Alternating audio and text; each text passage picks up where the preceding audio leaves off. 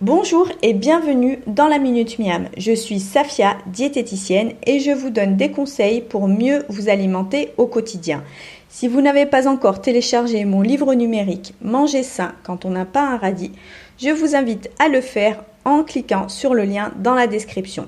Et pour ne rater aucun épisode, n'oubliez pas de vous abonner. Aujourd'hui, nous allons parler des huiles. Comment bien les choisir?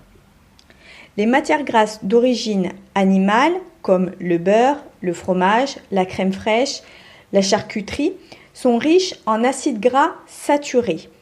Ce sont des acides gras qui favorisent les dépôts au niveau des artères s'ils sont consommés en trop grande quantité.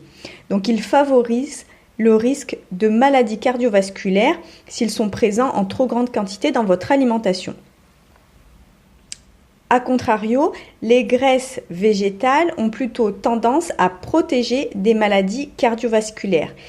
Les matières grasses végétales sont riches en acides gras monoinsaturés et en acides gras polyinsaturés qui ont un effet protecteur.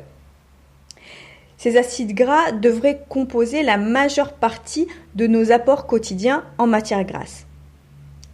On peut mettre l'accent aussi sur les acides gras essentiels, les oméga 3 et les oméga 6, qui ont également un effet protecteur au niveau du système cardiovasculaire, mais qui ont bien d'autres effets bénéfiques sur l'organisme. Les oméga 3, par exemple, ont un effet anti-inflammatoire.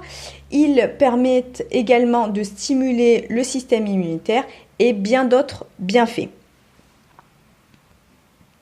Quels objectifs nutritionnels peut-on se fixer par rapport à la consommation d'huile?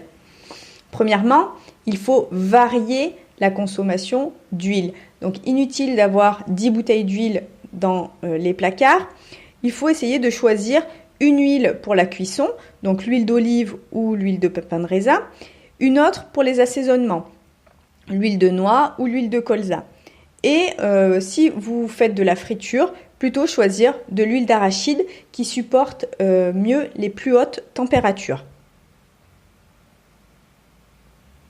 Mais attention, il faut privilégier les huiles végétales, essayer de varier les huiles utilisées, mais une huile reste 100% de lipides. J'entends parfois l'huile d'olive est moins grasse que les autres huiles. Pas du tout.